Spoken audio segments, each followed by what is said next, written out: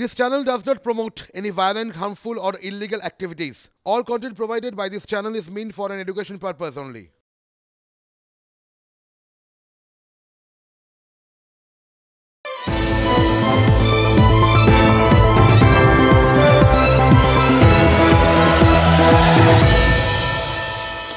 মাঝে মধ্যে কি মনে হয় জানেন তো, মাঝে মধ্যে মনে হয় যে একটা টাইম মেশিন থাকলে খুব ভালো হতো। আর টাইম মেশিন থাকলে আমরা কি সুন্দর যখন যেখানে খুশি চলে যেতে পারতাম। পরে বুঝি এই আশা করাটা ভুল, তার কারণ টাইম মেশিন আমাদের দরকার নেই, টাইম মেশিনের ওপরেই তো আমরা বসে আছি। তার কারণ আমাদের চারপাশে রাজনীতি রয়েছে, আর রাজনীতি আমাদের যে কোনো সময় অতীতে নিয়ে যেতে পারে, রাজনীতি যে কোনো সময় আমাদের ভবিষ্যতে নিয়ে যেতে পারে। এটাকে আপনি টাইম মেশিন ছাড়া কি বলবেন? খেয়াল করে দেখুন, এই যে রাজনীতির ছোঁয়ায় এই সন্দেশখালির মতো জায়গার থেকে যখন আজকের দিনে এই 2024-এ বসে আমাদের দেখতে হয় যে একের পর এক বাড়িঘর থেকে মহিলারা বেরিয়ে চলে এসছেন, আমার আপনার ঘরের মা বোনেরা, তারা বেরিয়ে এসে এমন সব অভিযোগগুলো করছেন, মনে হয় আমরা প্রাগৈতিহাসিক যুগে আছি। তখন আমরা পেছনে চলে যাই কিনা। আবার যখন দেখি যে কোথাও গিয়ে কোনো একজন মন্ত্রী, মানে ধরুন সেচ মন্ত্রী পার্থ ভৌমিক, তিনি গিয়ে সময় বেঁধে দেন, দিয়ে বলেন যে রোববার থেকেই সবাই বুঝতে পারবে সন্দেশখালির খেলা ঘুরে গেছে, তখন মনে হয় এরা তো নিশ্চয়ই ভবিষ্যৎ দ্রষ্টা, রাজনীতিক মন্ত্রী নিশ্চয়ই ঠিক বলছেন, মানে কতদিন আগে আমাদের ভবিষ্যতে নিয়ে চলে যেতে পারছেন, তাই না? এবং যে কথাগুলো বলেন সে কথাগুলো শুনলে আপনি আমি সবাই নিঃসন্দেহ হয়ে যেতে পারি যে এরা যেটা বলছেন সেটাই হবে। কোথায় কোথায় মানুষের ক্ষোভ, অভাব, অভিযোগ জানলাম, এবং সেই 18 তারিখ আবার আমরা আসছি। আপনারা সেদিন জানতে পারবেন যে খেলা ঘুরে গেছে। ঘুরলে চলবে না, চলবে না। এই যে অবস্থাগুলো করেছে, এগুলো পার্থবাবু নিজে এসে দেখুক যে কি করেছে। খেলা পিছিয়ে গেল।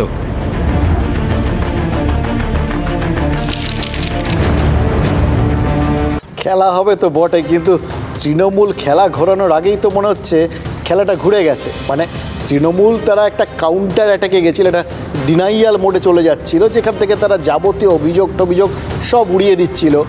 কিন্তু তৃণমূলের ওই কাউন্টার অ্যাটাক ঠিকমতো জমে ওঠার আগেই তো সেটা মনে হচ্ছে কোথাও গিয়ে পুলিশ ভোঁতা করে দিল। এই বিকেলেই যখন শুনলাম যে রাজ্য পুলিশের ডিজি রাজীব কুমার সাংবাদিক বৈঠক করবেন, তখনই কিন্তু মাথার মধ্যে কিছু চিন্তা কিলবিল করতে শুরু করেছিল। কারণ দেখুন, সচরাচর রাজীব কুমার তিনি সাংবাদিক বৈঠক করেন না, তাই ভাবছিলাম ডিজি যখন তিনি এইভাবে আসছেন তখন তো নিশ্চয়ই কোনো না কোনো স্পেশাল খবর দেবেন, এটাই মনে হচ্ছিল।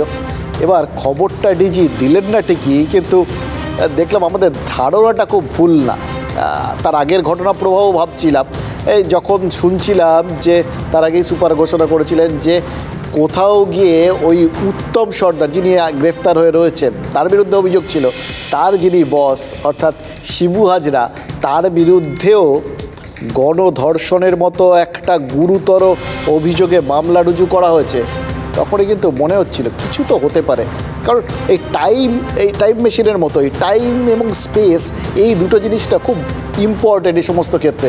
কাকতালীয় হতে পারে কিন্তু মিলে তো যাই। দেখুন, তৃণমূল যখন উত্তম সর্দারের বিরুদ্ধে ব্যবস্থা নিল, যখন তাকে 6 বছরের জন্য সাসপেন্ড করলো, তারপরে কীরকম উত্তম সর্দার গ্রেফতার হয়ে গেল, ঠিক সেরকমই যখন শুনলাম শিবু হাজরার বিরুদ্ধে এই গণধর্ষণের ধারাগুলো যোগ করা হয়েছে, তখনই কিন্তু মনে হচ্ছিল কিছু কি হবে। তারপরে রাজীব কুমার বসলেন, তিনি কিছু বললেন না, কিন্তু বললেন কোনো অভিযোগকেই ছাড়া হবে না, খতিয়ে দেখা হবে এবং সেটার সত্যাসত্য বিচার করা হবে। কেউ যদি বক্তব্য রাখেন, যেহেতু একজন মহিলা তিনি অভিযোগ করেছেন, সত্যি মিথ্যে বলছেন না, তিনি সেটা তদন্ত করে কিন্তু দেখবেন, ছাড়বেন না। আর তারপরেই দেখলাম আমাদের ধারণা কি সুন্দর মিলে গেল। শিবপ্রসাদ হাজরা গ্রেফতার বলে জানতে পারলাম পুলিশের তরফ থেকে। আজ দুপুরেই শিবু হাজরা আর উত্তম সর্দারের বিরুদ্ধে এই গণধর্ষণের মামলা রুজু করেছিল সন্দেশখালী থানা। শুধু তাই নয়, বনগাঁ থানায় খুনের মামলাতেও উত্তম সর্দার অভিযুক্ত হয়েছেন। আর রাজীব কুমারের সাংবাদিক বৈঠক শেষের পরেই নেজার থানার হাতে শিবপ্রসাদ হাজরা বা ওই বিখ্যাত কুখ্যাত যেরকমই বলুন ওই শিবু হাজরার গ্রেফতারের খবরটা সামনে চলে এসছে।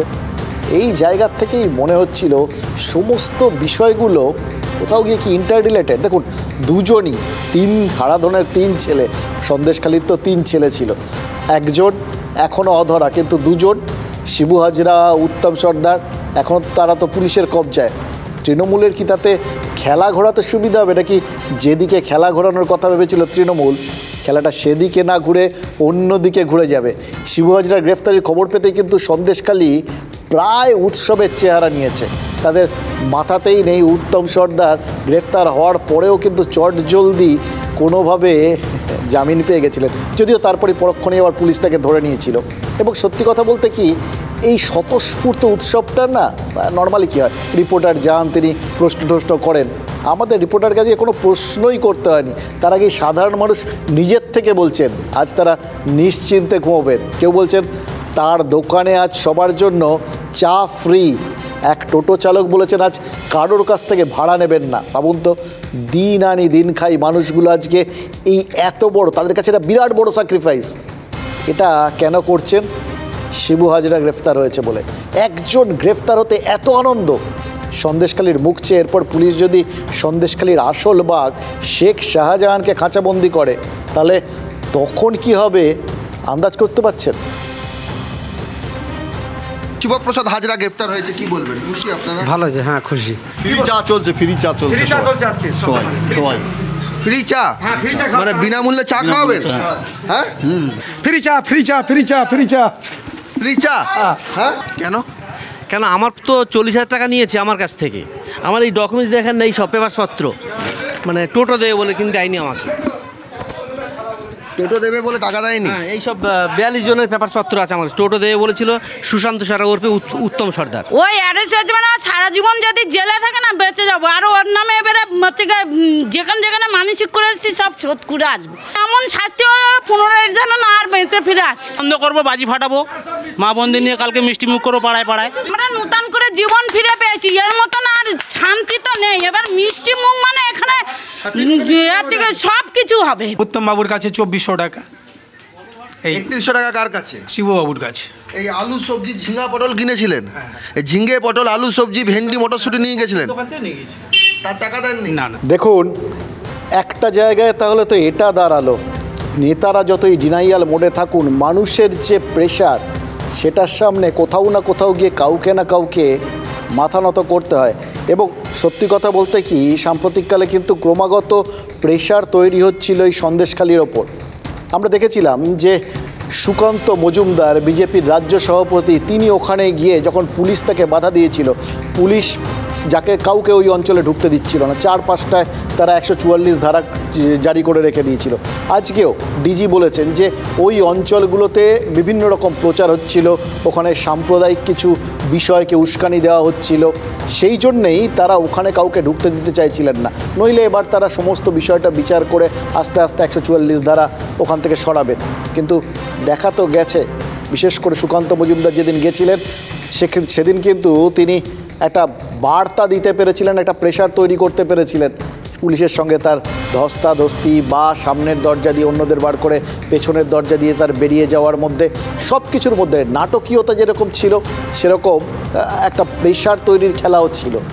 কিন্তু তারপরে যেটা হয়েছিল সেটা নিশ্চিতভাবেই হয়তো কারুর কাছেই কাঙ্ক্ষিত না। তিনি অসুস্থ হয়ে পড়েছিলেন, সেটা নিয়ে অবশ্য তৃণমূলের ভিন্ন বক্তব্য ছিল। কিন্তু আজকে তিনি হাসপাতাল থেকে ছাড়া পেয়েছেন, মানে ওখান থেকে তাকে নিয়ে যাওয়া হয়েছিল কলকাতার হাসপাতালে, সেখানে তাকে আইসিইউতে থাকতে হয়েছিল এবং তারপরে অবশেষে তিনি আজকে হাসপাতাল থেকে ছাড়া পেয়েছেন। এবং ছাড়া পাওয়ার পর আজ সরাসরি এই মুহূর্তে আমার সঙ্গে রয়েছেন সুকান্ত মজুমদার। সুকান্তবাবু, আপনাকে স্বাগত TV9-এর পর্দায়। আশা করি এখন সুস্থ রয়েছেন, মানে হাসপাতাল থেকে সদ্য ছাড়া পেলেন আপনি? হ্যাঁ, অনেকটাই সুস্থ, একটু হাঁটা চলাতে অসুবিধে আছে, বাকি আশা করি আগামী 2-3 দিনের মধ্যে ঠিক হয়ে যাব। দেখুন, ওখানে একটা আপনারা আন্দোলন করতে গেছিলেন, সেই আন্দোলন করতে গিয়ে বাধা পেয়েছেন এবং আপনি আহত হয়েছিলেন, অসুস্থ হয়েছিলেন। যদিও তৃণমূল যখন বলছিল, তৃণমূলের অনেক নেতারই বক্তব্য ছিল এটা পুরো সাজানো ঘটনা, নাটক। এই বক্তব্যগুলোর পরিপ্রেক্ষিতে কি বলবেন? দেখুন, সাজানো ঘটনা নাটক তৃণমূল বলবেই, কারণ যে যেরকম করে সে অন্য কেউ সেরকম ভাবে। আমরাও দেখেছি 200 কিলোমিটার বেগে গাড়ি চলে যাওয়ার পর মুখ্যমন্ত্রীর মাথায় নেকোপ্লাস্টার ছিল, মানে একটা প্লাস্টার ছিল, পরের দিন খোলা হলো, পরে সেখানে কোনো উন্ড নেই, কোনো ক্ষতচিহ্ন নেই। তো তৃণমূল যেরকম নাটক করে সেরকম নাটকই ভাববে লোকের ক্ষেত্রে, তো স্বাভাবিক অন্যদের ক্ষেত্রেও তারা সেরকম নাটক ভাবছে। তো সে নিয়ে আমাদের কিছু বলার নেই বা আমারও কিছু বলার নেই, ওরা যেরকম ভাবুক, যা ভাবার ভাবুক, কোনো অসুবিধা নেই। কিন্তু সন্দেশখালীর মা বোনেদের সম্ভ্রম রক্ষার জন্য, সন্দেশখালীর আদিবাসীদের জমি লুট হওয়া আটকানোর জন্য, মাছের ভেরি থেকে আবার সেই জমি সন্দেশখালীর লোকেদের হাতে পাইয়ে দেওয়ার জন্য সুকান্ত মজুমদারকে যদি আরও লড়তে হয়, লড়তে রাজি আছি।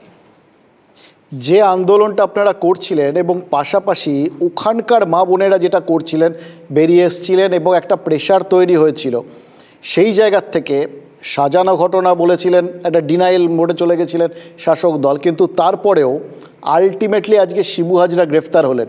কীভাবে দেখছেন শিবু হাজরার এই গ্রেফতারকে? মানে এ তো পুরো স্ক্রিপ্টের নাটক। দেখুন, প্রত্যেকটা ঘটনা, আপনি উত্তম সর্দার ধরুন বা শিবু হাজরা ধরুন, প্রত্যেক ক্ষেত্রে দেখা যাচ্ছে যে আপনি যদি খুব মাইনিউটলি স্টাডি করেন, মানে খুব সূক্ষ্মভাবে বিচার বিবেচনা করেন, তাহলে দেখতে পাবেন মনে হচ্ছে কেউ যেন নির্দেশ দিচ্ছে, একের পর এক প্রম্পটিং করছে, এবং সেই প্রম্পটিং অনুসারে, ঠিক যেমন নাটকের ব্যাকগ্রাউন্ড থেকে একজন প্রম্পটার থাকে, সে সংলাপ বলে, আর পুলিশ মানে নাটক যারা করে তারা সেইভাবে সংলাপ আওড়ায় বা সংলাপ অনুসারে অ্যাক্ট করে, ঠিক সেরকম হচ্ছে পুলিশ সেইভাবে অ্যাক্ট করছে। আসল অনুপ্রেরণা তো পেছনে অন্য কারো। কিন্তু আপনারা তো চাইছিলেন যে যারা এই সমস্ত ঘটনা ঘটিয়েছে তাদের শাস্তি হোক। উত্তম সর্দার তিনি গ্রেফতার হচ্ছেন, শিবু হাজরা তিনি গ্রেফতার হয়ে গেলেন, তাহলে এটাকে সাজানো বলছেন কেন? দেখুন, উত্তম হাজরার গ্রেপ্তার হওয়ার একদিন পরে ছাড়া পেয়ে গেছিলেন। আপনারা নজরদারি রাখুন, দেখুন এদের সাথে কি হয়, কটা কেসের কনভিকশন হয়। আপনার শেখ শাহজাহান কোথায় গেল? কেন শেখ শাহজাহানকে অ্যারেস্ট করা হবে না? ভোট ব্যাংক নাকি? সেই তো শেখ শাহজাহানের ঘাড়ে হাত দেওয়া যাবে না। শিবু হাজরাকে অ্যারেস্ট করা যাবে, উত্তম সর্দারকে অ্যারেস্ট করা যাবে, যদিও মূলত অভিযোগ বারবার কিন্তু মহিলারা বলেছে শেখ শাহজাহানের কাছে, অন ক্যামেরা মহিলারা বলছে। তো সেই শেখ শাহজাহান অ্যারেস্ট হবে না কেন, গ্রেপ্তার হবে না কেন? যে জমিগুলোতে শিবু হাজরা, শেখ শাহজাহানরা ভেরি তৈরি করে দিয়েছিল, মাসের পর মাস, বছরের পর বছর, সেই জমির লিজের পয়সা থেকে, একে তো লিজের বিষয় নেই কারণ জোর করে নিয়ে নিয়েছে, তো যারা বঞ্চিত হলেন তাদের অধিকার ফিরিয়ে দেবে কে? সেই জমিগুলো ফিরিয়ে দেবে কে? যে টোটো চালক 40,000 টাকা দিয়েছিলেন যে টোটো পাবেন বলে, এরকম নাকি 42 জন দিয়েছে তিনিই বলছেন, সেই টোটো চালক যারা টোটো নিতে আগ্রহী তারা টোটো পাবে কি করে? এই টাকাগুলো কে ফেরত দেবে? মমতা বন্দ্যোপাধ্যায় দেবেন? তৃণমূল কংগ্রেস দেবে? এর পরেও আপনারা কি ফের একবার ওই অঞ্চলে যাওয়ার চেষ্টা করবেন? অবশ্যই চেষ্টা করব শেখ শাহজাহান অ্যারেস্ট না হওয়া পর্যন্ত এবং এরা তাদের পাপের শাস্তি না পাওয়া পর্যন্ত বিজেপি সন্দেশখালী ছাড়ছে না। জমি ফেরত চায়, যাদের জমি ভেরি বানানো হয়েছে জোর করে, ধানের জমিতে, চাষের জমিতে নোনা জল ঢুকিয়ে দেওয়া হয়েছে, প্রত্যেকটি পাপের হিসেব চায়। যে মহিলারা বাধ্য হয়েছে এমন কাজ করতে, যে কাজ তাদের লজ্জা সম্ভ্রম সমস্ত কিছুকে বিসর্জন দিতে হয়েছে, তার প্রত্যেকটি কাজের হিসেব চাই, প্রত্যেকটি পাপের হিসেব চাই। দেখুন, ওখানকার যে সাধারণ মানুষ রয়েছেন যারা বেরিয়ে এসছেন রাস্তায়, এবং একটা স্বতঃস্ফূর্ত বিষয়টা, এবং তাদের মধ্যে ধরুন তাদের এই মুহূর্তে যিনি মুখ হয়ে উঠেছিলেন জ্যোতিকা রায়, তিনি আমার সাথে বসেছিলেন, তারা কিন্তু সবাই বলছেন তারা কোনো পলিটিক্যাল পার্টিকে চাইছেন না, তারা অ্যাপলিটিক্যালি গোটা বিষয়টাকে হ্যান্ডেল করতে চাইছেন, এটা তাদের লড়াই, তারা লড়ে নেবেন। এটা আপনি কিভাবে দেখছেন? না, তারা অ্যাপলিটিক্যালি লড়াই করুক, কোনো অসুবিধা নেই, আমরা পলিটিক্যালি লড়াই করব। তারা কোনো পার্টির লোক না, তারা নিজের মতো লড়াই করছেন, অসুবিধা নেই। তাদের লড়াইয়ের প্রতি আমাদের সমর্থন, সহমর্মিতা সমস্ত কিছু আছে। কিন্তু বিরোধী দল হিসাবে ভারতীয় জনতা পার্টির, যেহেতু আমরা বিরোধী দল, জনগণ আমাদেরকে নির্বাচিত করেছে, সন্দেশখালীতেও বিরোধী দল আমরা, সর্বোচ্চ ভোট বিধানসভাতে আমরাই পেয়েছিলাম, তো স্বাভাবিকভাবে আমাদের রাজনৈতিক কর্তব্যের মধ্যে পড়ে এটাকে আটকানো। এবং শুধু এটা না, গোটা রাজ্য জুড়ে চলছে। আপনি দেখুন না কী ধরনের শোষণ হয়। আপনি যদি আশার দিদি হন, আপনি যদি অঙ্গনারী কর্মী হন, আপনাকে তৃণমূলের মিছিলে যেতেই হবে। আপনি সেলফ হেল্প গ্রুপের মহিলা হলে, সেলফ হেল্প গ্রুপের সাথে যদি যুক্ত হন, তাহলে অবশ্যই আপনাকে তৃণমূল কংগ্রেসের মিছিলে যেতে হবে, নাহলে আপনার সেলফ হেল্প গ্রুপ ব্যাংক থেকে কোনো লোন পাবে না। এই যে শোষণ, এটাও তো শোষণ। আমি সরকারি সুযোগ সুবিধে কোনো কন্ডিশনের ভিত্তিতে দিতে পারি না যে আমি এই সুযোগ দেব, তার ফলে তোমাকে এই কাজ করতে হবে আমার পার্টির হয়ে। এটা হতে পারে না। নরেন্দ্র মোদী যখন পশ্চিমবঙ্গের 6 কোটি মানুষকে রেশন দেয়, তখন বলে না তাদেরকে বিজেপির মিছিলে হাঁটতে হবে। কিন্তু এই যে ধরুন পুলিশ ব্যবস্থা নিতে শুরু করলো, যেটা আজকে রাজীব কুমার বলেছেন যে কেউ পুলিশের কাছে এসে কোনো অভিযোগ দায়ের করেননি, একজন জবানবন্দি দিয়েছেন ম্যাজিস্ট্রেটের কাছে, ওনারা তার ভিত্তিতে ব্যবস্থা নিয়ে নিয়েছেন এরকম। এবং তিনি বলেছেন, একদম স্পষ্টই বলেছেন, যেখানে আমাদের এত ফোর্স পাঠাতে হচ্ছে, নিশ্চয়ই সেখানে কিছু না কিছু গণ্ডগোল রয়েছে, আমরা প্রত্যেকটা অভিযোগ খতিয়ে দেখে ব্যবস্থা নেব। এটা তো খানিকটা স্বস্তিদায়ক একটা বিষয় না? দেখুন, আইওয়াশ করার চেষ্টা করছেন ডিজি, এবং কার নির্দেশে করছেন সেটা আপনারাও জানেন, আমিও জানি। মাননীয় মুখ্যমন্ত্রী তাকে স্ক্রিপ্ট রচনা করে দিয়েছে, সেই অনুসারে তিনি করছেন। স্ক্রিপ্ট রচনা অনুসারে নাটক করছেন। দেখবেন 3 মাস পর ঠিক বহাল তবিয়তে ঘুরে বেড়াবে শিবু হাজরা ওই এলাকায়, আপনারাই দেখে নেবেন। কিন্তু এই যে আপনি বলছেন যে ওখানে শেখ শাহজাহানকে কেন ধরা হচ্ছে না, ডিজি বলেছেন যে ইডি তো তার বিরুদ্ধে ব্যবস্থা নিতে পারতো, কেন নেয়নি? বা যখন তারা যৌথ বাহিনী, যৌথ সিট, তাদের ব্যবস্থা নেওয়ার প্রসঙ্গ আসছে, তখন ইডি নিজে আদালতে গিয়ে সেটাকে আটকেছে, পুরো দায় ইডির। দেখুন, ইডি তার বাড়িতে তল্লাশি করতে গেছিল, ইডি গ্রেপ্তার করতে গেছিল, আপনাকে কে বলেছে? ইডি তো স্টেপ বাই স্টেপ কাজ করে। ডিজিকে কে বলেছে যে ইডি তাকে গ্রেপ্তার করতে গেছিল? কিন্তু এই যে ক্রাইমগুলো, এই ক্রাইমগুলো তো ইডির আওতায় পড়ে না। ইডি গেছিল দুর্নীতির সাথে যুক্ত শেখ শাহজাহানের তদন্ত করতে, দুটো আলাদা অ্যাসপেক্ট।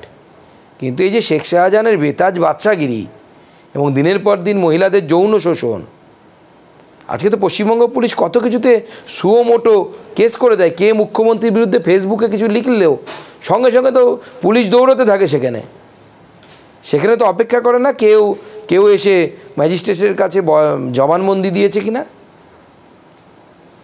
কিন্তু এখন তো তাহলে ইডি তো ব্যবস্থা নিতে পারে, মানে যদি শেখ শাহজাহানকে প্রয়োজনে ইডি তো গ্রেফতার করতে পারে, যেটা ডিজি বলছিলেন। ইডির কাছে যদি কোনো গ্রেপ্তার করার মতো তথ্য প্রমাণ থাকে, অবশ্যই ইডি গ্রেপ্তার করবে।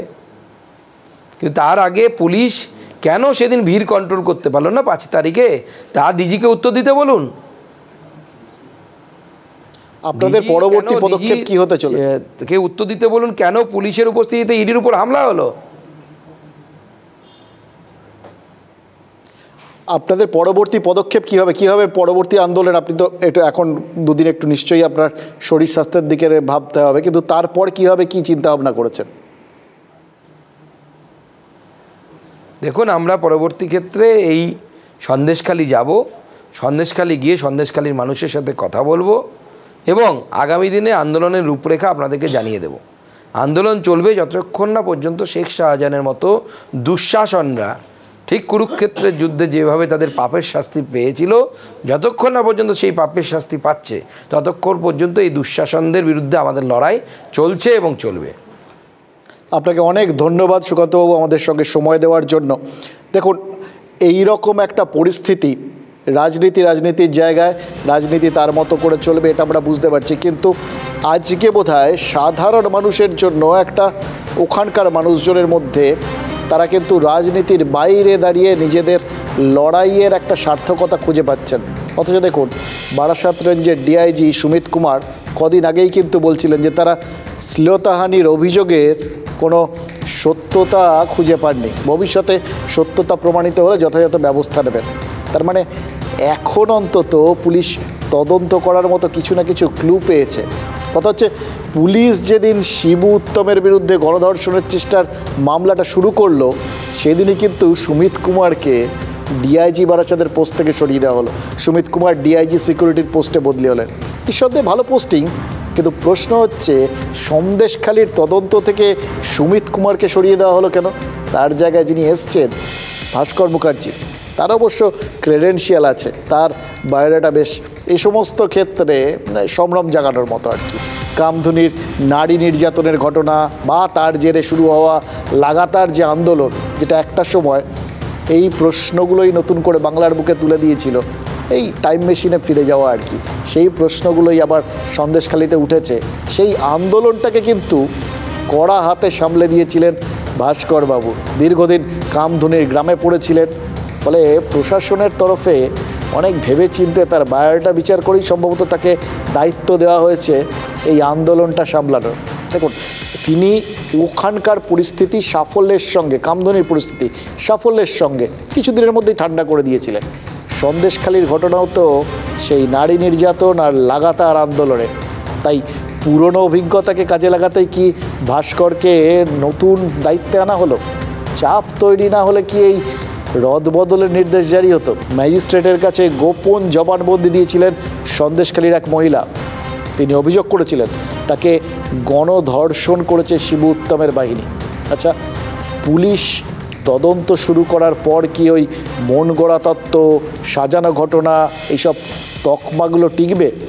পার্ক স্ট্রিট গণধর্ষণের মামলাতেও কিন্তু পুলিশ যখন তদন্ত করেছিল ওই সাজানো ঘটনার তত্ত্বটা টেকেনি। সন্দেশখালিতে বহিরাগতরা গিয়ে মহিলাদের সম্মানহানির যে অভিযোগ করেছে বলে একটা পাল্টা ন্যারেটিভ তৈরি হচ্ছিল, এবার কি সেটাও কারো খুব একটা যুক্তিসঙ্গত মনে হবে? দেখুন, তদন্ত শুরু হওয়া মানেই অভিযোগ প্রমাণিত হওয়া নয়, কিন্তু সব অভিযোগ মিথ্যে, ফলস, এবং সেটা কোনোভাবে শাসক দল বা রাজ্যকে বা সরকারকে তার সম্মানহানি ঘটাতে উদ্দেশ্যপ্রণোদিতভাবে অভিযোগগুলো তোলা হচ্ছে, এগুলোও কি তদন্ত শুরু হওয়ার আগে দেখে দেওয়া সম্ভব? এই কথাগুলো তদন্ত শুরু হওয়ার পর এরপর কি আর বলা যাবে? বসিরহাট পুলিশ জেলার এসপি তিনি কিন্তু আজ বলেছেন আদালতের নির্দেশেই তারা গণধর্ষণের মামলা রুজু করেছেন। আদালত তার মানে মনে করছেন সন্দেশখালির মহিলাদের অভিযোগ নিয়ে তদন্তটা জরুরি। অবশ্য আজকে ডিজিও খুব স্পষ্ট ভাষায়, অত্যন্ত স্পষ্ট ভাষায় বুঝিয়ে দিয়েছেন অভিযোগ যদি আসে তারা তার তদন্ত করে দেখবেন, সত্য মিথ্যা তারপর বলবেন। এই মানে পরিমিতি বোধটা, এটা বোধহয় সবার মধ্যেই আসাটা উচিত। দেখুন, সবাই তার মানে যতই বিভিন্ন নেতা মন্ত্রী সব উড়িয়ে দিন আর কি অভিযোগগুলো, এরকম তদন্ত না করে উড়িয়ে দেওয়ার মোড়ে আর নেই, তাই না? তাই জন্যই কি দেশের অন্যতম সেরা পুলিশ অফিসারকে আজকে বসিয়েছিল রাজ্য প্রশাসন। ডিজি রাজীব কুমার আজ বলেছেন যেটা, আরেকবার সেটা বলছি, এটাই আজকের দিনের সবচেয়ে উল্লেখযোগ্য বক্তব্য। যেখানে এত পুলিশ পোস্টিং করতে হয়েছে সেখানে কিছু না কিছু তো ঘটেছে, পুরোটা মিথ্যে, পুরোটা সাজানো, সেটা তো হতে পারে না। She did not make any statement before us. Okay. She makes a statement before a magistrate. 164. Whatever, yeah, 164. Whatever, and it is, I'm not saying that is truth or that is false. 100% we have to take that. How can we ignore that statement she has made? Primarily, when a complainant comes to us and tells us something, we will assume it to be true, isn't it? And whatever action needs to be taken against the people will be taken. There is no denying the fact, like the incidents have happened and where we had to put in so much of resources, it means there was something wrong. We are trying to address that. যেখানে এত সংখ্যক বাহিনীকে নিয়োগ করা হয়েছে সেখানে কিছু না কিছু গণ্ডগোল তো আছেই, সেটাকে কোনোভাবে এড়িয়ে যাওয়া যায় না। অত্যন্ত দায়িত্বশীল একটা বক্তব্য। এই সিম্পল দায়িত্বের কথাগুলো বললে কিন্তু ওইখানকার মানুষজনগুলো তারা একটুখানি স্বস্তি পান, কিন্তু মুশকিল হচ্ছে এটা তো রাজনীতির ক্ষেত্রে খাটে না। উনি তার প্রশাসনিক জায়গা থেকে কথাগুলো বললেন, রাজনীতির অঙ্কটা আলাদা, তাদের হিসেব আলাদা, কথা বলার ধরন আলাদা। তো সেই জন্যই মনে হচ্ছে এই খেলা ঘোরানোর কথাটা কি একটু আগে ভাগে বলা হয়ে গেছিল? মানে সন্দেশখালিকে রেড করতে গিয়ে কি একটু ভুল করে ফেলেছিলেন পার্থ ভৌমিকরা? কথা ছিল আগামীকাল সন্দেশখালিতে সভা করবে তৃণমূল, অভিষেক বন্দ্যোপাধ্যায়ের গড়ে দেওয়া ওই শৃঙ্খলা রক্ষা কমিটির সদস্যরা, মানে সুজিত বসু, রথীন ঘোষ, পার্থ ভৌমিক, নারায়ণ গোস্বামী সবাই থাকবেন।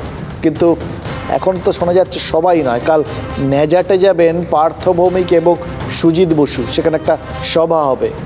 রাজ্যের দুই মন্ত্রী শুধু ন্যাজাটে যাবেন না, ওখানকার তৃণমূল কর্মীদের সঙ্গে কথাবার্তাও বলবেন, কিন্তু সন্দেশখালিতে সেখানে কিন্তু তারা এখনই যাবেন না।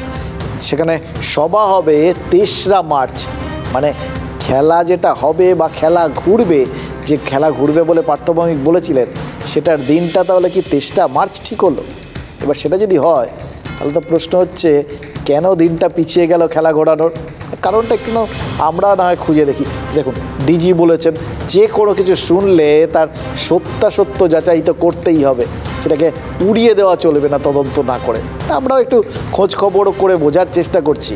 দেখুন, সন্দেশখালিতে ইডি প্রথমবার গেছিল কবে? জানুয়ারির 5 তারিখ। সেদিন শাহজাহানের বাড়ির সামনে থেকে মারধর খেয়ে ফিরতে হয়েছিল ইডি আর কেন্দ্রীয় বাহিনীকে। সেদিন থেকেই গা ঢাকা দিয়ে আছেন সন্দেশখালির বাঘ।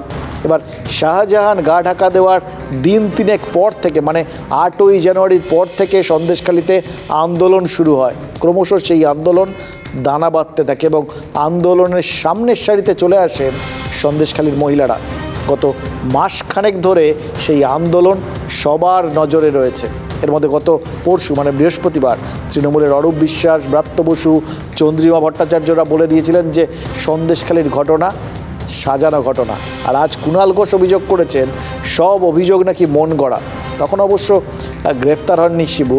আচ্ছা, যদি গ্রেফতার হন, এটার পরে কি তিনি একই কথা বলতেন? সন্দেশখালিতে কিছু হয়েছে এটা ডিজি বলে দেওয়ার পর আর কি ওই বললাম, এবং তারপর শিবু হাজরা গ্রেফতার হয়ে যাওয়ার পর এরপরের বক্তব্য হলো কি বদলে যাবে?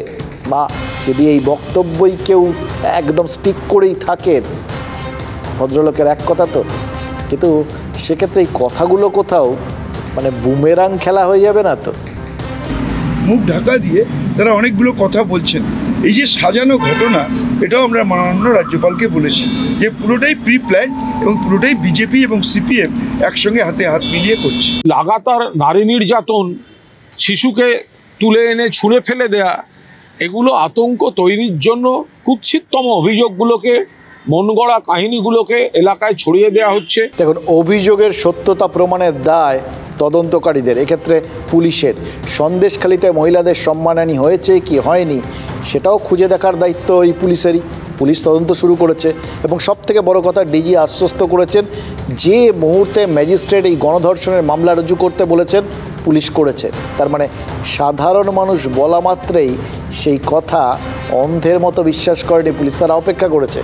আদালতের নির্দেশ পাওয়ার পরেই গণধর্ষণের মামলাটা রুজু হয়েছে। গতকাল থেকে ওই সন্দেশখালির বাড়িতে বাড়িতে ঘুরছেন জেলা তৃণমূলের নেতারা, বিধায়ক সুকুমার মাহাতো এবং তার সাথে আরও বাকি নেতারা। তারা ঘুরে ঘুরে যে কথা বলছেন, প্রতিশ্রুতি দিচ্ছেন, কার জমি গেছে, কার টাকা গেছে সেই লিস্ট করছেন, সেগুলো সব যাতে ফিরিয়ে দেওয়া যায় তার ব্যবস্থা করবেন বলছেন। এটাকে সোজা বাংলায় কী বলে বলুন তো? আমরা যদ্দূর জানি একে তো ড্যামেজ কন্ট্রোল বলে। এত ড্যামেজ কন্ট্রোল করতে কেন হচ্ছে? মানে যদি ড্যামেজই না থাকে তাহলে তার কন্ট্রোল করার প্রশ্ন ওঠে না, তাই না? তাই আমাদের মনে হচ্ছে, জানেন তো, এইভাবে তৃণমূলের জনতার দুয়ারে পৌঁছে যাওয়ার পেছনে নিশ্চিত কিছু কারণ তো আছেই।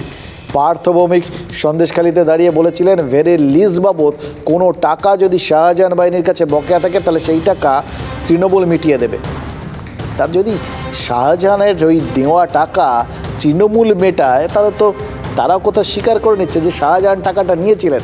শাহজাহান তৃণমূলের নেতা, তিনি যেটা নিয়েছিলেন সেটা অন্যায়ভাবে নিয়েছিলেন, নইলে সে টাকা ফেরত দেবে কেন? তৃণমূলের লোকাল প্রতিনিধি দল, তারাও তো বাড়ি বাড়ি ঘুরে টাকাটা কে কত পাচ্ছে, কোন জমি গেছে, এবং সবথেকে বড় কথা, ওখানে আজকে রাজীব কুমারও বললেন যে ওইখানে এরপর ওই ভূমি রাজস্ব দপ্তরের অফিসাররা যাবেন, সেই সমস্ত জায়গায় লোকজন তারা আবেদন জানাতে পারেন, পুলিশের কাছে আবেদন জানাতে পারেন কারোর যদি জমি সম্পত্তি কিছু গিয়ে থাকে। এত কিছু যখন বলা হচ্ছে তখন নিশ্চয়ই তারা ভেতরে ভেতরে বুঝতে পারছেন বা আগের থেকেই বুঝছিলেন যে এখানে কিছু না কিছু গণ্ডগোল তো আছে, কিছুটা সমস্যা তো আছে, সেই সমস্যাটাই সমাধান করার দরকার। কিন্তু সমস্যা স্বীকার করে নিলে কোথাও গিয়ে বিরোধীরা, মানে সুকান্ত মজুমদাররা আবার নতুন করে উৎসাহ পেয়ে যান। এই জন্যেই কি ওই সব ঝুট হ্যায় একদম ইগনোর করার মোডে চলে গেছিল শাসক দল। ওনারা কি শুনলেন, কতক্ষণ শুনলেন, মন দিয়ে শুনলেন সব কথা? হ্যাঁ, মন দিয়ে শুনেছেন, কিন্তু যাবার সময় দেখছি যে তাদের যা ব্যস্ততা, যে তারা যেন এখানে এসেই জনসাধারণের সামনে খুব বড় ভুল করেছেন। মনে হয় তারা ভুলটা বুঝতে পারে, খুব তড়িঘড়ি এখান থেকে বেরিয়ে গেলেন। কী ধরনের ভুল? কী মনের যে আতঙ্ক আছে, যে পরপর যখন লোকজন বেশি হচ্ছে, তারা অনেকে কৈফিয়ত চাইছিল, কিন্তু সেটা সদুত্তর দিতে না পারায় উনি তড়িঘড়ি করে বেরিয়ে গেলেন। ভোলাখালীর মিটিংয়ে যাবেন? না আমরা তো না বলেছি, দেবেন, আমরা ক্ষতিপূরণ চাই না। এই মানুষজনের প্রতিক্রিয়াটা শুনলেন? এদের প্রতিক্রিয়া ওই তৃণমূলের নেতারা তাদের সঙ্গে গিয়ে দেখা করে আসার পর, সন্দেশখালীর মানুষের এই কথাগুলো শোনার পর মনে হচ্ছে না খেলা ঘুরতে কি এখনও ঢের দেরি আছে? এটাই কি কোথাও গিয়ে তৃণমূলের প্রতিনিধি দল তারা উপলব্ধি করতে পেরেছিলেন? সেই জন্যেই কি সন্দেশখালীতে খেলা পিছিয়ে গেল? সুজিত বসু বলেছেন এখন রাজনীতি করার সময় নয়, এখন মানুষ মুখ খুলছেন, তো তখন নিশ্চয়ই তারা বুঝতে পারছেন যে এখন সমস্যা যদি থেকে থাকে সেই সমস্যার কথা শোনাটাই প্রায়োরিটি। সেই শোনার ধৈর্য দেখানোর জন্যই কি খেলাটাকে এক্সটেন্ড করা হলো, মানে খেলা ঘোরানোর সময়টা পিছিয়ে গেল।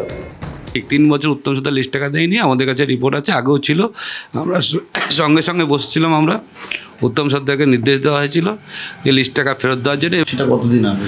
ঠিক যেদিন ঘটনা ঘটে তার 2-3 দিন আগে আমরা একটা মিটিং করে বলে দিয়েছিলাম, আমি নিজে ছিলাম মিটিংয়ে। আমি মনে করি এটা রাজনীতি করবার জায়গা না। যদি কোনো মানুষের রিয়েল কিছু সমস্যা নিশ্চয়ই আছে, সেই সমস্যা যদি গুলোকে সমাধান ঠিকভাবে করে দিতে হবে। যদি কোনো মানুষের সমস্যা থাকে সেটা শুনতে হবে। একটা সমস্যা ওখানে হয়েছে, এটা আমরাও বুঝতে পারছি, এবং মানুষ যখন বলছে নিশ্চয়ই কিছু হয়েছে। বাইরে যে বলছেন একরকম যে না কোনো অপরাধ নেই, সব পাশে দাঁড়িয়েছেন মুখ্যমন্ত্রী নিজে, বিধানসভায় ভাষণ দিয়ে পর্যন্ত পাশে দাঁড়িয়েছেন। গ্রামে তৃণমূল পিঠ বাঁচানোর জন্য না কোন কারণে এখন কার্যত লোকের কাছে যাচ্ছে, স্বীকার করে নিচ্ছে কি? প্রস্তুতি সভা এবং সন্দেশকারী মানুষকে নিয়ে বসে আলাপ আলোচনা হবে, কোথায় করলে 3 তারিখ মিটিংটা হবে। মানে 3 তারিখেরটা কি আগামীকাল প্রস্তুতি সভা হবে। পুলিশ গিয়ে ডান্ডা দিয়ে লোককে নিয়ে আসতে পারে, কিন্তু মানুষ যেভাবে রাস্তায় নেমে প্রতিবাদ করছে তাদের অত্যাচার গুন্ডাদের বিরুদ্ধে, তার ফল তাদের ভোগ করতে হবে। লোককে হয়তো জোর করে নিয়ে আসতে পারে, লোককে আটকে দিতে পারে, কিন্তু সাধারণ মানুষের সঙ্গে পাবে না ওরা। তারা যেখানে যাবেন, যাদের সঙ্গে কথা বলবেন, সম্পূর্ণ আইন মেনে হবে। সুকুমার মাহাতোর কথাগুলো খুব ইন্টারেস্টিং, এবং যে ফ্রেমটা দেখালাম সেটাও খুব ইন্টারেস্টিং। তিনি কথা বলছিলেন, খেয়াল করে দেখেছেন তার পেছনে কার ছবি রয়েছে? শেখ শাহজাহানের। শুনছেন, অলক্ষ্যে বসে হয়তো কথাগুলো শুনছেন, কিন্তু এরকম প্রভাব, এরকম পেছন থেকে যদি উপস্থিতিটা থাকে, খোলা মনে কি ওখানে কেউ খুব একটা কথা বলতে পারে? মানে ওখানকার সাধারণ মানুষের কথাগুলো তো শুনেছেন, আপনারা শুনেছেন, আমরা শুনেছি, বুঝতে তো পারছিলাম যে ওখানে থাকা না থাকার ফারাকটা কতটা, থাকলে কতটা মুখ বন্ধ হয় সেটা তো যেহেতু এই 6 তারিখ 8 তারিখের আগে কোনো মানুষের মুখে কোনো কথা শোনা যায়নি। আজকে ডিজিও সেটা বলেছেন, এই ঘটনার আগে কোনো দিন শুনেছিলেন ওখানে এরকম কিছু ঘটছে? যে তার মানে কোনো কথা কারোর মুখ থেকে কিছু বেরোয়নি, পুলিশের কাছেও কোনো অভিযোগ জমা পড়েনি, সেটাও তারা বলছেন। হ্যাঁ, তিনি বাইরে চলে যেতেই লোকের মুখে কোথাও বুলি ফুটেছে। ফলে এইভাবে তার উপস্থিতি অলক্ষ্যে থাকলেও কতটা চাপের সেটা বুঝতে পারছেন। সবার জন্যই বোধহয় চাপ, নেতার থেকে জনতা সবাই চাপে থাকে, এরকম বাঘ ঠাক ঘাড়ের ওপর নিঃশ্বাস ফেলে, এটা বুঝতে পারছি। দেখুন, তাও বলছি, এর মধ্যে দাঁড়িয়েও, এত চাপের মধ্যে দাঁড়িয়েও সুকুমার মাহাতোর কথাগুলো কিন্তু খুব ইন্টারেস্টিং লাগলো, জানেন তো। প্রথমত সন্দেশখালীর বিধায়ক বললেন ঘটনা ঘটার 2 দিন আগে তিনি টাকা ফেরতের কথা বলেছিলেন। ঘটনা মানে শাহজাহানের বাড়ির সামনে ইডির ওপর হামলার ঘটনার কথাই কি বলছিলেন তৃণমূল বিধায়ক? তার মানে 23রা জানুয়ারি সুকুমার মাহাতো বুঝতে পেরেছিলেন যে সন্দেশখালীর মানুষের ভয় ভেঙে যাচ্ছে, অথবা ধৈর্যের বাঁধ ভেঙে যাচ্ছে। এবার কিন্তু তারা হিসেবটা বুঝে নিতে চাইবেন। সুকুমার মাহাতোর কথা সেদিন যদি শেখ শাহজাহান শুনতেন, তাহলে কি এইভাবে ড্যামেজ কন্ট্রোল করতে হতো তৃণমূলকে?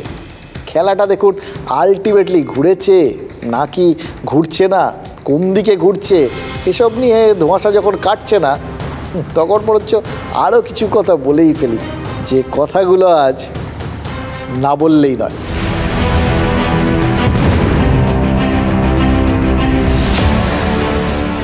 আজ সন্দেশখালীতে গিয়েছিলেন রাজ্য শিশু সুরক্ষা কমিশনের প্রতিনিধিরা।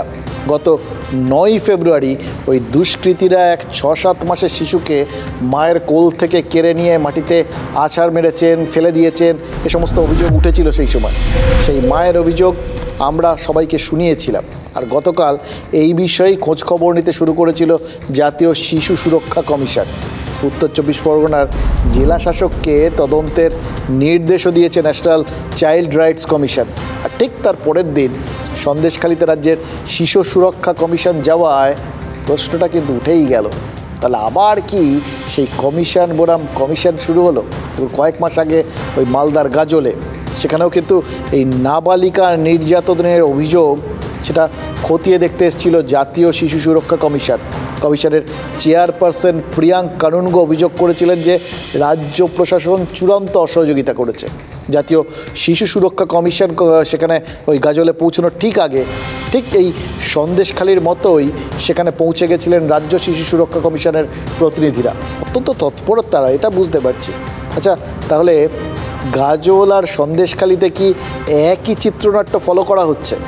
রাজ্য শিশু সুরক্ষা কমিশনের প্রতিনিধি দলে রয়েছেন সুদেশ নারায়ণ, তিনি আবার সিনেমা পরিচালকও বটেন। সব বিষয়গুলোর মধ্যে একটা বেশ ছন্দবদ্ধ চিত্রনাট্যের মতো বিষয়, টান টান নাটক আর কি। ওই গাজলেও আমরা দেখেছিলাম ওই রকম একটা সময় যেখানে বাড়ির লোক তারা ভেঙে পড়েছেন, সেখানে দুই কমিশনের লড়াই আমরা দেখেছিলাম। আজ শিশু সুরক্ষা কমিশন আমাদের রাজ্যের, তারা বলেছে গত কয়েকদিন ধরে তারা ওই চোপড়ায় 4 শিশুর মৃত্যু নিয়ে ব্যস্ত ছিলেন, সেই জন্যই সন্দেশখালী যেতে পারেননি। চোপড়ায় 4 শিশুর মৃত্যু হয়েছে গত সোমবার, আর তার 3 দিন আগেই এই সন্দেশখালীতে এই শিশু কন্যাকে আঘাত ফাঘাত করার, ফেলে দেওয়ার এই অভিযোগগুলো তো উঠেছে। তাহলে ওই 3 দিন রাজ্য শিশু সুরক্ষা কমিশনের প্রতিনিধিরা কী করছিলেন? এই প্রশ্ন যাদের মাথায় ঘুরছে তাদের উত্তরটা দিয়েছেন রাজ্যের শিশু সুরক্ষা কমিশনের চেয়ারপারসন। তিনি বলেছেন কাল সন্ধ্যায় খবরের চ্যানেল দেখে তারা এই শিশুর বিষয়টা জানতে পেরেছেন। তাহলে বলতেই হবে তারা অত্যন্ত তৎপর। কালকে রাত্রে জেনেছেন, ঘটনাটা অনেক দিন আগে ঘটেছে, কিন্তু কালকে তারা জেনেছেন, আজকেই তারা ঘটনাস্থলে পৌঁছে গেছেন। এটাকে তৎপরতা তো বলে মানতেই হবে। এই যে টিমটা দেখছেন সকলেই আমরা কিন্তু এতদিন চোপড়াতে ছিলাম, সেটা করে কালকে যখনই আমাদের খবরটা এসছে এবং ঘটনাটির প্রয়োজনীয়তা অনুভব করে আমরা কিন্তু আজকে তৎক্ষণাৎই কিন্তু এখানে আমরা রওনা দিয়েছি। আপনারা অভিযোগটা কার কাছ থেকে পেলেন? বললাম যে একটা টিভিতে একটা সংবাদ মাধ্যমে যে ওনাকে টানাটানি হয়েছে জানলা দিয়ে, তাই জন্য বাচ্চাটা কোল থেকে পড়ে যাচ্ছিল। ওনার স্বামী এক হাত দিয়ে বাচ্চাকে ধরে নিয়েছে। এসপিকে অলরেডি চিঠি দেওয়া হয়ে গেছে, ডিএম চিঠি দিয়েছেন যে ওর নিরাপত্তার ব্যবস্থা করা। যাক, একটা বিষয় তো ওনারা খুব স্পষ্ট করে দিলেন, এই গিয়ে কথা বলে ওনারা নিশ্চিন্ত হয়েছেন, খোলা মনে বাড়ি যাচ্ছেন। নিশ্চয়ই মনের ওপর থেকে বোঝাটা নেমে গেছে। কেউ ওখানে বাচ্চাটাকে কেউ ছুঁড়ে ফেলে দেয়নি এবং বাচ্চাটা মাটিতেও পড়েনি। কেউ হয়তো মাকে ধরে টানাটানি করছিল, তাতে বাচ্চাটা পড়ে যাচ্ছিল, বাবা ধরে ফেলেছে, মানে বাচ্চাটা পড়েনি। এটা ওনারা খুব পরিষ্কার করে দিয়েছেন। তার মধ্যে অবশ্য মাকে ধরে টানাটানির কথাটা বললেন, কিন্তু সেটা নিশ্চয়ই তারা তো শিশুর ব্যাপার নিয়ে ব্যস্ত, সুতরাং এটা তাদের জুরিসডিকশনের মধ্যে পড়ে না, ওটা অন্য কারোর দেখার কথা। তারা আবার ওনাদের থেকে এই কিউটা নিয়ে নেবেন কি না সেটা অবশ্য আমরা জানি না। দেখুন, আসলে খোলা মনে যাওয়ার বাধ্যবাধকতা থেকে যাওয়ার মধ্যে একটা ফারাক থেকে যায়, তাই না? শিশু সুরক্ষা কমিশন কি তাহলে না পারছে গিলতে, না পারছে ফেলতে? মানে যে সমস্ত ঘটনাকে এতদিন সাজানো বলা হয়েছে, সেই সমস্ত ঘটনায় যদি ঢোক গিলতে হয় তাহলে কি হবে? রাজ্য শিশু সুরক্ষা কমিশনের সদস্যরা মানে কোথাও গিয়ে ওই শিশুর পড়ে যাওয়ার উপক্রম হয়েছিল এই অবধি তো বিষয়টা মেনে নিচ্ছেন, বলছেন তো ধাক্কাধাক্কিতে ওই কোথাও গিয়ে শিশুটা পড়ে যাবার মতো পরিস্থিতি হয়ে গিয়ে থাকতে পারে। কারণ যাই হোক, বাড়িতে দুষ্কৃতী হামলা না হলে তো আর একটা ওরকমভাবে টানাটানির ঘটনাও হতো না, আর 6-7 মাসের বাচ্চা তার ওই আহত হওয়ার পরিস্থিতি তৈরি হতো না। এই কথাটা তো রাজ্য শিশু সুরক্ষা কমিশনের সদস্যদের, তাদের কথাটা তো নথিভুক্ত হয়ে রইল, তো আর অস্বীকার করার উপায় রইল না। আজ ব্লক স্বাস্থ্য আধিকারিকও ওই শিশুর বাড়িতে গেছিলেন। আঘাত পাওয়ার দিন 10 পর শিশু সুরক্ষা কমিশন থেকে জেলা স্বাস্থ্য বিভাগ সবাই কিন্তু এখন এই বাচ্চাটাকে নিয়ে তৎপর। খবর না হলে বা জাতীয় শিশু সুরক্ষা কমিশন উদ্যোগ না নিলে, মানে কোথাও গিয়ে বাধ্যবাধকতা তৈরি না হলে এই তৎপরতা কি দেখা যেত? মা শিশু দুজনকেই পরীক্ষা করা হলো। আমরা যা রিপোর্ট পেলাম সেই হিসেবে আমরা এনকোয়ারি রিপোর্টটা আমরা সিএমও সাহেবকে জমা দেবো। যেটা ফাইন্ডিং আছে সিএমও স্যারই ডিসক্লোজ করবেন। ডিস্ট্রিক্ট ম্যাজিস্ট্রেটের তরফ থেকে আমরা এসছি, স্যার চিঠি পাঠিয়েছিলেন তার জন্য বাচ্চাটাকে এক্সামিন করার জন্য। কিন্তু মুখ্যমন্ত্রী কয়েকদিন আগে কী বলেছিলেন, মুখ্যমন্ত্রী কী বলেছিলেন একটু খেয়াল করে দেখুন। তিনি বলেছিলেন শেখ শাহজাহানকে টার্গেট করে ইডি ওখানে গেছিল, এই অবধি তিনি বলেছেন। এবং তার বক্তব্যের মধ্যে থেকে খুব পরিষ্কার হয়ে যাচ্ছিল যে কোথাও গিয়ে মনে করছিলেন যে শেখ শাহজাহান তিনি আসলে শিকার ছিলেন, কোথাও গিয়ে মানে তালে গোলে বা চক্রান্তের শিকার বা কোনো কিছু, যেটাকে শাহজাহানের যারা অনুগামী তারা আবার মুখ্যমন্ত্রী তাদের পাশে দাঁড়িয়েছেন, শেখ শাহজাহানের পাশে দাঁড়িয়েছেন, এরকমভাবে ধরে নিয়েছিলেন। তারা নাকি উৎসব করেছেন বলেও শোনা যাচ্ছে। কিন্তু তারপর ইডি যে টার্গেট হয়ে গেছিলো এই বিষয়ে কিন্তু মমতা বন্দ্যোপাধ্যায় কিছু বলেননি। কর্তব্যরত সরকারি কর্মীদের ওপর হামলার অভিযোগ তো তামাদি হয়ে যায়নি। ইডি আক্রান্ত হওয়ার ঘটনায় শেখ শাহজাহান তো অভিযুক্ত, বাকি সব অভিযোগ থেকে যদি সন্দেশখালীর বাঘ ছাড়াও পেয়ে যান, ধরেই নেওয়া যাক যে এখন অবধি পুলিশের খাতায় কোনো অভিযোগ নেই, যেরকম এই মহিলার অভিযোগটাও এর আগে অন্তত পুলিশের খাতায় ছিল না, ম্যাজিস্ট্রেটের কাছে গোপন জবানবন্দিতে সেই অভিযোগটা জমা পড়েছে। তো সেরকম ধরে নিচ্ছি যে শেখ শাহজাহানের বিরুদ্ধে কোনো অভিযোগ এখন অবধি নেই। কেউ কোথায় পরে কোনো ম্যাজিস্ট্রেটের কাছে কিছু বলবেন কিনা সে তো পরের কথা। কিন্তু এই মুহূর্তের যা পরিস্থিতি তাতে যদি ওই অভিযোগের অন্য সব অভিযোগের থেকে যদি সন্দেশখালীর বাঘ ছাড়ও পেয়ে যান, ইডির তদন্তকারীদের ওপর হামলার ঘটনায় তিনি কি ওইভাবে ছাড় পেয়ে যেতে পারেন, নিষ্কৃতি পেতে পারেন? মানে এগুলো তো হাতে গরম প্রমাণ রয়েছে, গোটা বিষয়টা ইডি ওখানে কোর্টে তুলেছে, আদালতের বিচারাধীন বিষয়টা, অর্থাৎ অভিযোগটা তো স্ট্যান্ড করছে ওখানে, ওই অভিযোগটা তো অন্তত কেউ দায়ের করেছে, সেটা ইডি করলেও করেছে তো, এবং যেটা রাজ্য পুলিশের ডিজি বলেছেন সেটারও তো সত্য মিথ্যা খতিয়ে দেখার ব্যাপার আছে।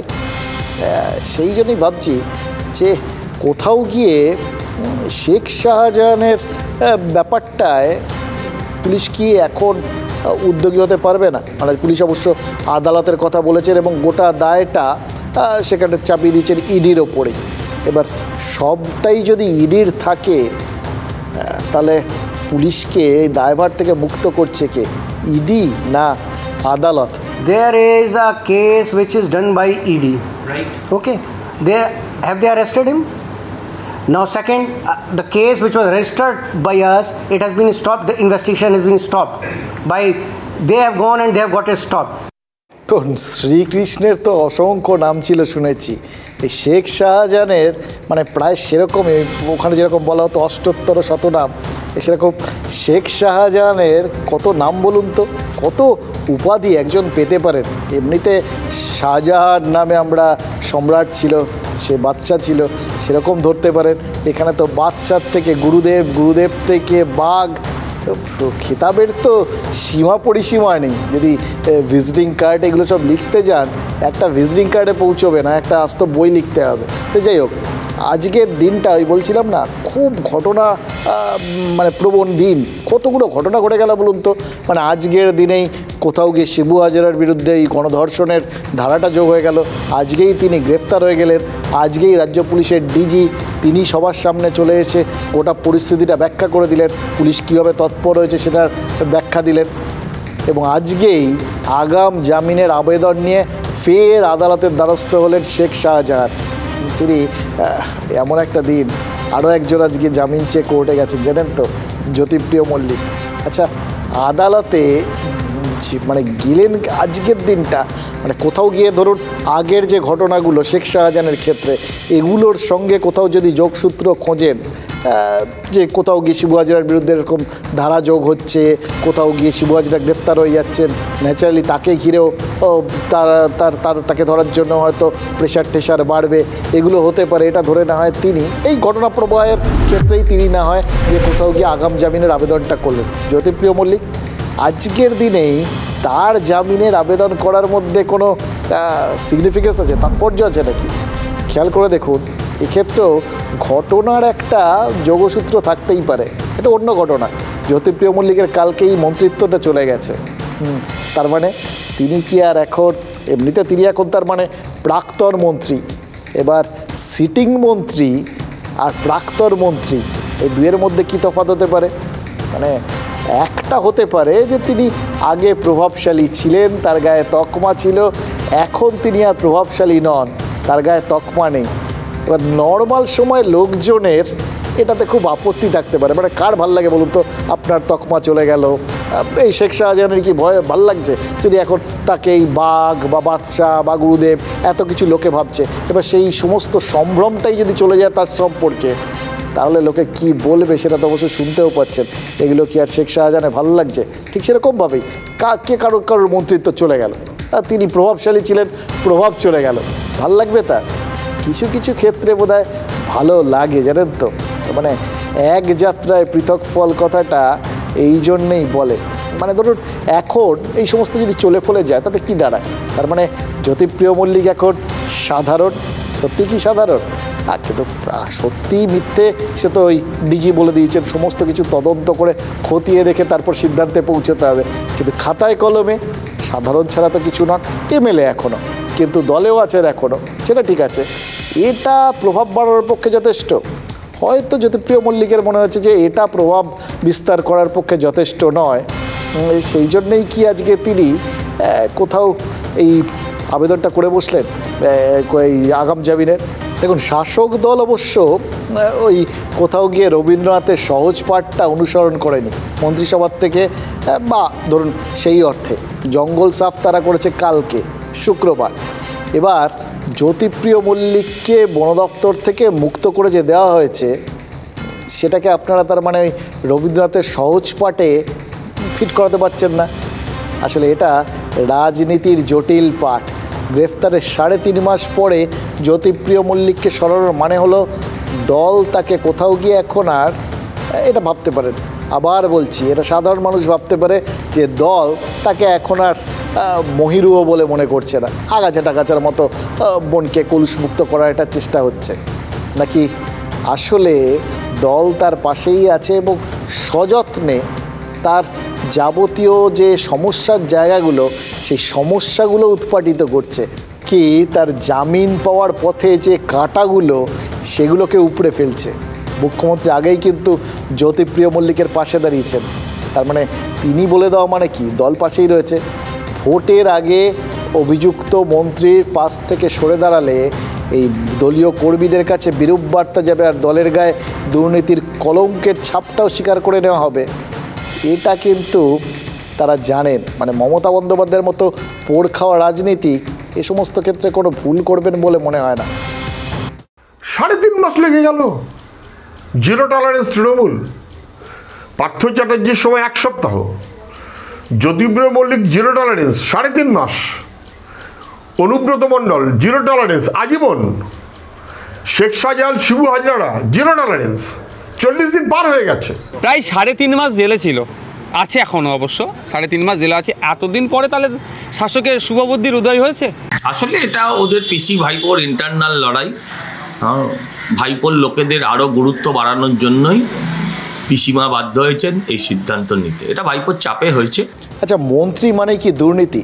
নওশাদ সিদ্দিকী এই সন্দেহটাই তো বাংলার ভোটারদের মনে জাগিয়ে দিতে চেয়েছেন। ভোটের আগে বিরোধীদের রাজনৈতিক কৌশল সেটাই হবে, এটাও বোঝাই যাচ্ছে, এটাই স্বাভাবিক। আর এই বাজারে মন্ত্রী হওয়াটা তার মানে কতটা কঠিন সেটা বুঝতে পারছেন তো। এই বন দপ্তরের মানে এটা অবশ্য যিনি এইবার বন দপ্তরের দায়িত্বটা পেলেন, এই জ্যোতিপ্রিয় মল্লিকের থেকে সরিয়ে যাকে বন দপ্তরের দায়িত্বে দেওয়া হলো, স্বাধীন দায়িত্ব, সেই বীরভা হাসদা একটা দায়িত্ব পেলেন, স্বাধীন দায়িত্ব, স্বাধীনতা পেলে সবাই মন খুলে হাসতে পারলেন কি? বন দপ্তরে কি হয়েছে তার দায় সামলানোটা এখন গুরুভার হয়ে যাচ্ছে না তো? মানে কোথাও গিয়ে মনে কি এতটুকু দুশ্চিন্তা হচ্ছে না? এই দপ্তরগুলো এমন না, বললাম না, হাত দেওয়া মানেই কোথাও না কোথাও বিতর্ক লেগে যাওয়া। এ দেখুন, বলা নেই কওয়া নেই, একটা নাম বিতর্ক, হাঁটি পা করে, মানে তিনি এখনও ভালো করে দায়িত্ব বোধহয় নেননি, তার আগেই হাঁটি পা করে এসে তার কাছে হাজির হয়ে গেছে। ত্রিপুরার থেকে একটা সিংহ এসছে, একটা সিংহী এসছে, তাদের কি নাম হবে সেটা ঠিক হয়েছে। এবার কে করেছে কেন করেছে সে তো পরের কথা, কিন্তু সেটা নিয়ে অলরেডি মামলা হয়ে গেছে। মামলা ঠুকে দিয়েছে বিশ্ব হিন্দু পরিষদ। যে রাজ্যে 10 কোটি নাগরিকের রেশন লুট হয়ে গেছে, সেখানে সিংহের আর সিংহীর কি নাম রাখা হলো, সেটা কি খুব বড় ইস্যু হতে পারে? কারণ রাজনীতির কাছে কোনটা ইস্যু কোনটা নয়, বা রাজনীতির আমাদের আপনার আমার কাছে যেটা ইস্যু, রাজনীতির কাছে সেটা নন ইস্যু হতেও পারে। বিচারপতিরা এমন অদ্ভুত মামলার মুখোমুখি হয়েছেন কখনো? হতেও পারেন। ভারতের বিচার বিভাগের কাঁধে কোটি কোটি মামলার বোঝা। কোন ফাইলে কী অভিযোগ লেখা রয়েছে কে বলতে পারে? কিন্তু কলকাতা হাইকোর্টে এমন নজির সাম্প্রতিক অতীতে হয়নি।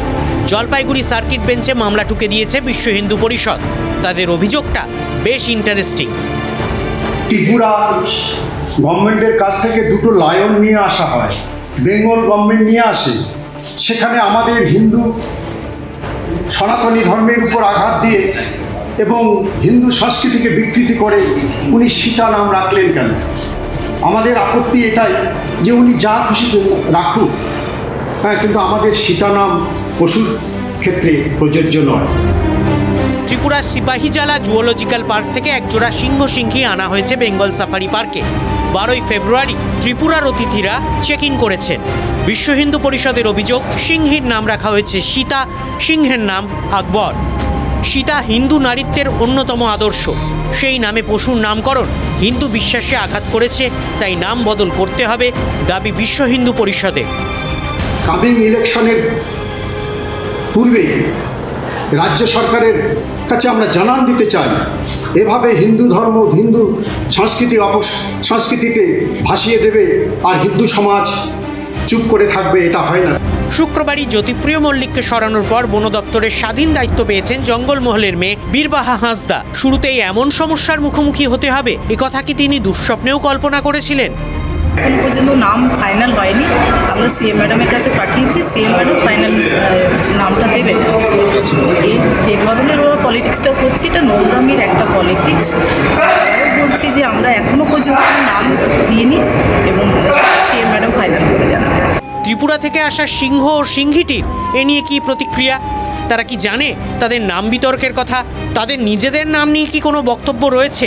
সাংবাদিকতার ধর্ম মেনে সব পক্ষের মতামত দর্শকের সামনে রাখা জরুরি, কিন্তু TV9 বাংলার দর্শকরা মার্জনা করবেন। প্রাণের মায়া ত্যাগ করে সিংহের মুখে বুম ধরার সাহস সাংবাদিকরা দেখাতে পারেননি। তবে সূত্রের খবর, ত্রিপুরার অতিথিরা বেঙ্গল সাফারিতে মন্দ নেই। পর্যাপ্ত শিকারের যোগান ও উপযুক্ত পরিবেশ পেলেই তারা খুশি। কে কাকে কী নামে ডাকলেন তা নিয়ে বিন্দুমাত্র মাথা ব্যথা নেই। নিজেদের মধ্যে তারা নিজেদের ভাষাতেই ডাকাডাকি করছেন, আর সেই সিংহনাদ নিয়ে মামলা করার কথা এখনো কারোর মাথায় আসেনি।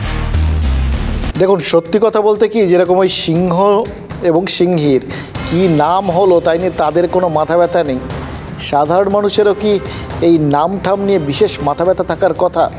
আমাদের বেঁচে থাকার সময়টায় অনেকগুলো ইস্যু তো থাকে, যে ইস্যুগুলো আমাদের জন্য খুব জরুরি। তার থেকে কি এটা আরও বেশি জরুরি একটা কিছু বিষয়? হয়তো কারুর কাছে দেখুন, প্রত্যেকের আচার বিচার চিন্তা ভাবনা নিজের মতো, ফলে কি কার কাছে কোনটা ইস্যু হবে কোনটা হবে না, কোনটা নিয়ে তাদের স্বর তুলতে হবে আওয়াজ তুলতে হবে, কোনটা নিয়ে হবে না, এটা তাদের ওপর। আমরা শুধু একটা জিনিস বুঝতে পারছি, এই হারে যদি বিভিন্ন বিষয় নিয়ে রাজনীতি কোথাও গিয়ে ছুঁয়ে দিতে শুরু করে বা কোথাও গিয়ে এটা বা আলোচনার বিষয়বস্তু হতে শুরু করে, আপনাদের যার বাড়িতে যা আছে, কে কি নাম রেখেছেন কার জানি না, নাম ঠামগুলো একটু ভালো করে ভেবেচিন্তে দেখে নিন। বলা তো যায় না কোন দিন আবার আপনাদের নিয়ে টানাটানি পড়ে গেল।